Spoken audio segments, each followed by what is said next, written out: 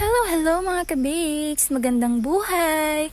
So today, samahan niyo muli po ako gumawa ng mini 2-tiered cake ngayong araw.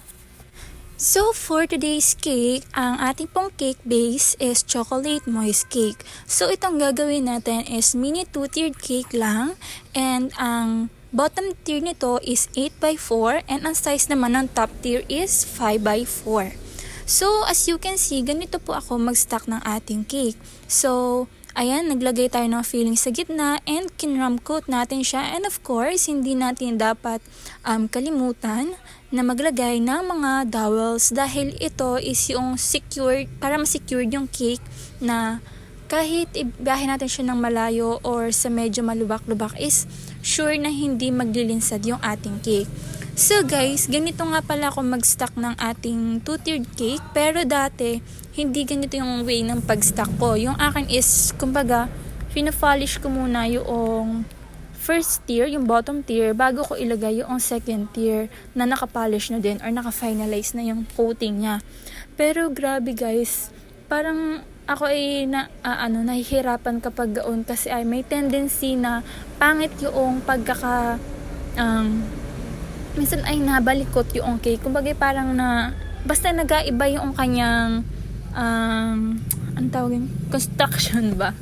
Ganun. So, nung tinesting ko to dati, yung ganitong way ng pag-stack is mas nagandahan ako, mas better, dahil sure na nai-stack mo talaga ng maayos yung cake and maganda yung kanyang construction.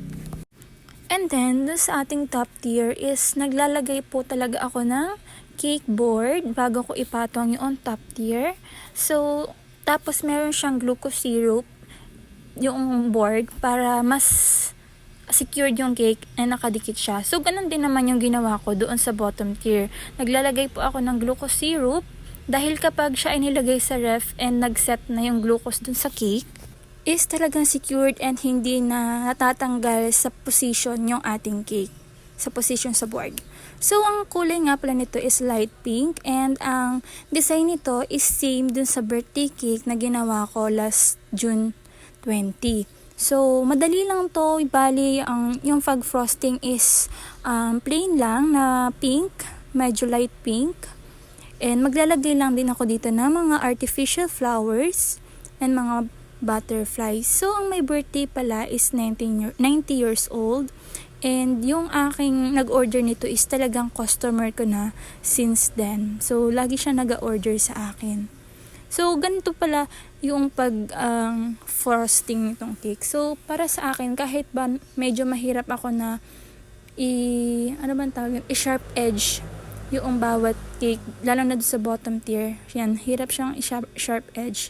Pero for me is mas madali yung ganitong way and hindi ako nai-stress unlike dun sa dating way ko ng pag-stack ng tier cakes na talagang pigil hininga hanggang sa mailipat ko na yung cake. Tapos ay hindi pa pantay minsan na hindi siya na ilalagay dun sa mismong gitna ng bottom tier. Kaya ganito na lagi yung ginagawa ko.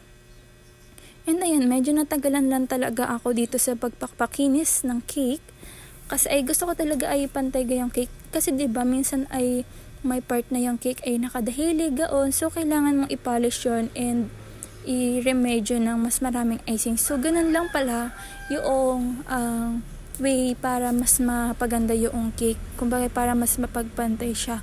Kasi, syempre, yung atin namang mga ang tawag dito, cake pans is hindi naman sila pantay-pantay na kahit na sabihin natin 8x3 yung sukat, merong medyo mas maliit ba yung sukat niya.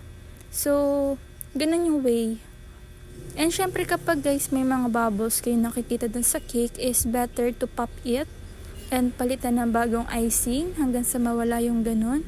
Kasi may tendency na kapag dineliver na siya and nasa initan siya or nasa outside, kapag outside yung event, is maaaring pumutok siya and makapangit siya sa design ng cake. So, ayan guys, ganun lang. Pero minsan naman, madali lang ako magpakinis ng cake na garni. Ngayon lang talaga ako na, parang natagalan magpakinis. Pero okay lang naman. Medyo mabilis ko lang din naman tong nagawa. Ayan, ganyan lang siya.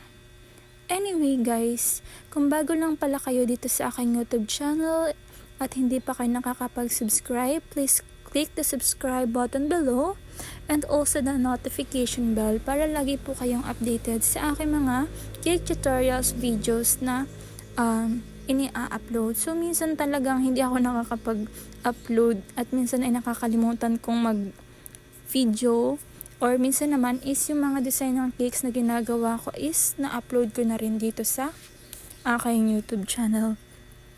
So hindi talaga ako ganun kagaling sa pag-vlog ba. Hindi rin ako magaling sa editing, ganyan. And hindi rin ako nahihirapan din na mag-voice over kasi hindi ko rin alam kung ano yung sabihin ko minsan. Pero, ayun, syempre, gusto ko rin naman kayo mabigyan ng ibang ideas ng mga cake designs. And, ayun, nakakatuwa lang kasi minsan ay merong mga nagatanong sa comment section kung paano daw ba na-achieve yung ganito, ganyan. So, nakakatuwa rin.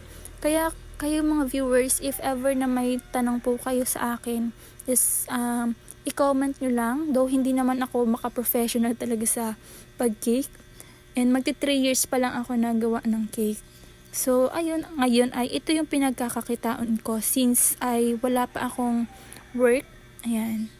Naghahanap naman ako ng ibang work kasi ay mahirap yung garni lang yung napagkakitaan. Ay makakulang po talaga yung budget.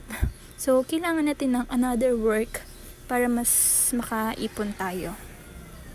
Since ay hindi rin naman ganun kalaki yung kitaan ko sa pag-cake kasi ay hindi ako masyado nagpakataas ng price since nasa province nga kami. Merong doon tayo sa kumbaga ay quality pero ma-afford ng ating mga consumers. So, ayan guys, naglagay lang tayo ng mga artificial flowers. Ayan. Yan yung mga nabili ko lang sa Shopee and ang gaganda guys ng kanila ang quality. Unlike kasi dito sa amin ay minsan ay mayroong hindi maganda yung flower kaya nabili na rin ako, nag-stock na ako from Shopee. Yan, naglagay lang din ako ng gold butterfly. Tapos yung ating cake, gilid ng cake board is nilagyan ko din ng gold rhinestone. Yan yung katulad ng nasa cake. Nabili rin yan sa Shopee. Lahat po na inalagay ko galing sa Shopee. So, ayan, ito na po yung ating mini 2-tiered cake. So, happy 90th birthday po. And thank you so much kay Eliza sa pag-order nitong ating cake.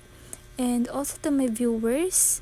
Ito po at thank you so much din po sa pag-nood nitong ating cake vlog. So, see you on my next vlog. Bye!